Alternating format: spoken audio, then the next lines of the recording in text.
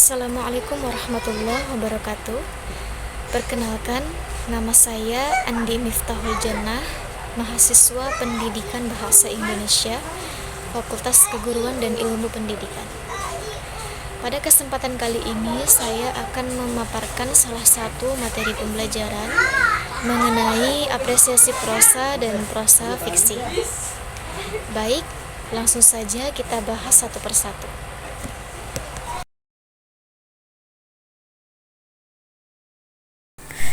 Yang pertama adalah pengertian kata apresiasi.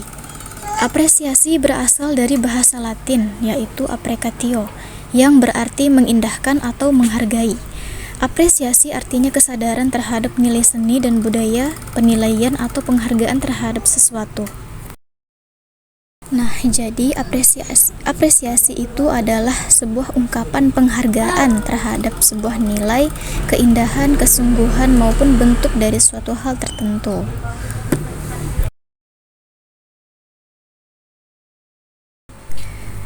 Selanjutnya, pengertian prosa fiksi. Menurut Aminuddin tahun 1987, prosa fiksi adalah kisahan atau cerita yang diemban oleh pelaku-pelaku tertentu dengan penokohan, latar, dan tahapan rangkaian cerita tertentu yang bertolak dari hasil imajinasi pengarangnya sehingga menjalin suatu cerita. Sedangkan menurut Budiman 2002, ia mengatakan bahwa prosa adalah semua teks atau karya rekaan yang tidak berbentuk dialog dan isinya dapat merupakan kisah sejarah atau sederetan peristiwa. Jadi, prosa fiksi ini adalah suatu tulisan yang mengandung unsur imajinasi atau khayalan. Dengan kata lain, sebuah cerita yang bersifat fiktif, yaitu cerita yang dibuat-buat. Pada biasanya, prosa fiksi ini bertujuan untuk menghibur, menginspirasi, atau menggambarkan pernyataan tentang kehidupan manusia di dalam novel atau cerpen tersebut. Dari kedua pengertian tadi, maka dapat disimpulkan apresiasi prosa adalah usaha, kemampuan, atau kegiatan memahami, menilai, dan menghargai keindahan, kedalaman dan keunikan bahasa serta struktur cerita dalam sebuah proses fiksi, baik dari novel, cerpen, puisi, dan lain sebagainya. Sebagai salah satu contoh dari prosa fiksi ini adalah sebagai berikut. Dia berdiri di tepi tebing, angin sepoi-sepoi menyapu rambutnya yang pirang dan menari-nari di atas permukaan air. Matanya memandang ke kejauhan, mencari sesuatu yang tidak terlihat oleh mata biasa. Hatinya berdebar-debar penuh dengan kerinduan. Itu adalah salah satu contoh dari prosa fiksi, di mana ia hanya berbentuk hayalan atau imajinasi. Karya fiksi menceritakan sesuatu yang bersifat rekaan atau hayalan, sesuatu yang tidak ada dan sesuatu yang tidak terjadi secara sungguh-sungguh sehingga tidak perlu dicari kebenarannya. Cerita rekaan atau fiksi sering dibedakan atas 3 macam bentuk, yaitu cerita pendek atau cerpen, novel, dan roman. Berdasarkan urutan munculnya dalam sastra Indonesia, roman dikenal dengan terlebih dahulu daripada novel yang terbukti dengan munculnya sebuah roman yang berjudul Azab dan Sengsara, karya Merari Siregar pada tahun 1917. Cerpen ditulis pertama kali pada tahun 1920-an. Novel ditulis pertama kali pada tahun 1945-an angkatan 45 oleh Idrus dengan novelnya yang berjudul Api.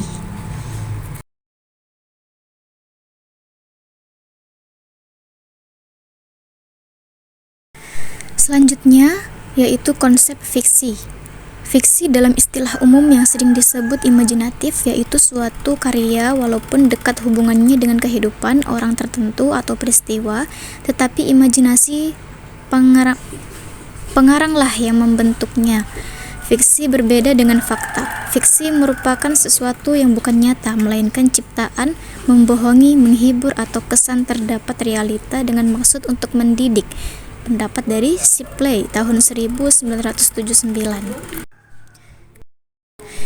Istilah fiksi diterjemahkan dengan rekaan atau cerita hayalan. Cerita rekaan menceritakan sesuatu yang tidak ada atau tidak sungguh-sungguh terjadi. Kebenarannya hanya ada dalam cerita itu sehingga tidak perlu dicari di luar rekaan. Tokoh, peristiwa, tempat, dan lain-lain yang menjadi unsur fiksi adalah imajiner buatan pengarang. Kebenaran dalam fiksi merupakan kebenaran yang diyakini oleh pengarang. Kebenaran itu sesuai dengan pandangan dunia luarnya. Semua peristiwa, tokoh, dan tingkah laku dalam cerita fiksi masih dapat dimengerti dan dipahami pembaca. Fungsi utama fiksi adalah untuk menghibur atau menarik hati pembaca. Karya fiksi juga dapat digunakan untuk mendidik, mendesak, atau membangkitkan semangat. Penulisan fiksi juga dapat digunakan pengarang untuk menggambarkan pandangan terhadap sesuatu.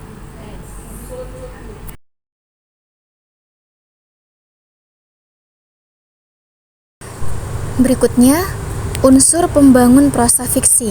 Yang pertama adalah tema. Definisi yang disampaikan oleh Stanton tahun 2007 memaknai tema sebagai makna yang dikandung oleh sebuah cerita.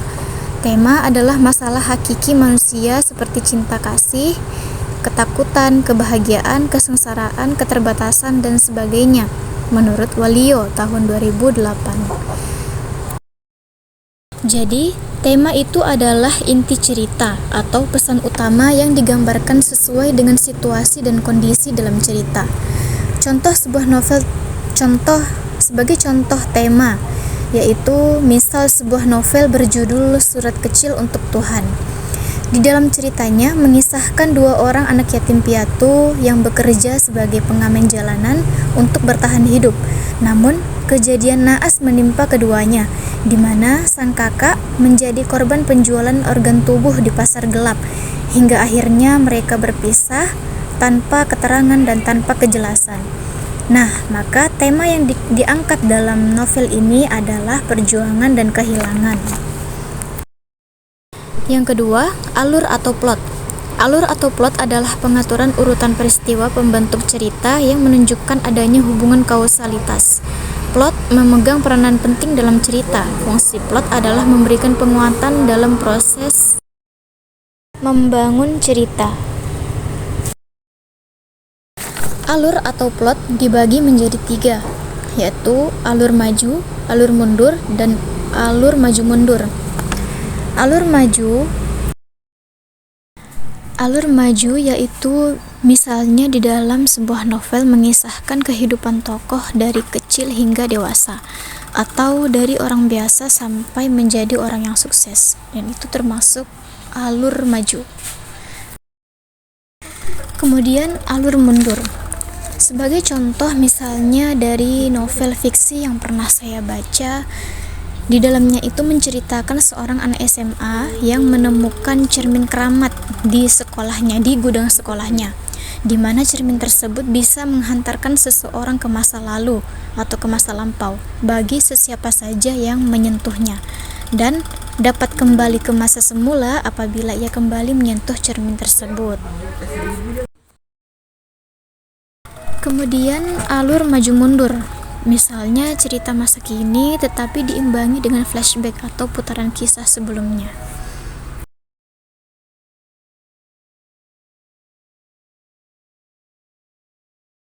Ketiga, tokoh dan penokohan. Tokoh dan penokohan merupakan salah satu unsur penting di prosa. Istilah tokoh itu digunakan untuk menunjuk pada orangnya pelaku cerita, sedangkan istilah penokohan itu digunakan untuk melukis gambaran yang jelas tentang seseorang yang ditampilkan dalam cerita. Hubungan tokoh dengan unsur cerita yang lain dan watak tokoh-tokoh itu. Dengan penggambaran watak-watak yang terdapat pada pelaku, cerita tersebut bertingkah laku seperti halnya manusia hidup. Jadi, tokoh adalah seseorang yang diceritakan dalam suatu cerita tertentu, dalam suatu novel atau cerpen. Tokoh biasanya terbagi menjadi tokoh antagonis dan tokoh protagonis. Tokoh antagonis, tokoh protagonis biasanya yaitu orang atau pemeran utama dalam cerita tersebut, atau seseorang yang perjalanannya diceritakan dalam novel atau cerpen tersebut. Sedangkan tokoh antagonis itu adalah tokoh yang menentang atau menghalang kemulusan atau keberhasilan perjalanan perjuangan seorang tokoh utama, yaitu tokoh protagonis tadi. Keempat, latar atau setting. Latar atau setting disebut juga sebagai landas tumpu mengarah pada pengertian tempat, hubungan waktu, dan lingkungan sosial tempat terjadinya peristiwa-peristiwa yang diceritakan. Kadang-kadang dalam sebuah cerita ditemukan latar yang banyak mempengaruhi penokohan dan kadang membentuk tema. Jadi, latar itu terbagi menjadi 3, yaitu latar waktu, latar tempat, dan latar suasana. Latar waktu biasanya ditandai dengan kapan terjadinya peristiwa dalam novel atau cerpen tertentu. Biasanya ia berbentuk angka, pukul 1, pukul 2, pukul 3, dan seterusnya. Kemudian latar suasana. Latar suasana itu seperti sedih, kecewa, marah, cinta, dan lain sebagainya. Dan latar tempat ialah latar di mana di mana terjadinya kejadian tersebut, seperti di sekolah, di rumah, di musola, di rumah sakit, maupun dalam bentuk negara seperti di Indonesia, di luar negeri. Biasanya di dalam novel itu di Sydney, Singapura, Korea, dan lain sebagainya.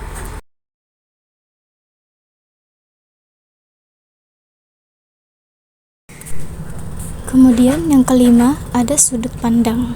Abrams dalam Nurgiantoro tahun 2002 mendefinisikan sudut pandang sebagai sarana untuk menyajikan tokoh, tindakan, latar, dan berbagai peristiwa yang membentuk cerita dalam sebuah karya fiksi kepada pembaca. Jadi sudut pandang adalah bagaimana cara cerita itu disampaikan oleh pengarang kepada pembaca. Kemudian yang terakhir ada gaya bahasa. Bahasa, pengungkapan dengan gaya narasi, memiliki pengertian. Semua pertuturan bukan bentuk percakapan yang sering dapat menyampaikan secara lebih singkat dan langsung. Artinya, pengarang mengisahkan cerita secara langsung atau pengungkapan bersifat menceritakan. Jika dilihat dari segi hubungan antara tokoh cerita dan pembaca, komunikasi yang dilakukan menjadi bersifat tidak langsung. Gaya bahasa biasanya tergambarkan dengan bagaimana keunikan bahasa yang digunakan oleh pengarang, biasanya berdasarkan majas hiperbola, majas personifikasi, dan lain sebagainya.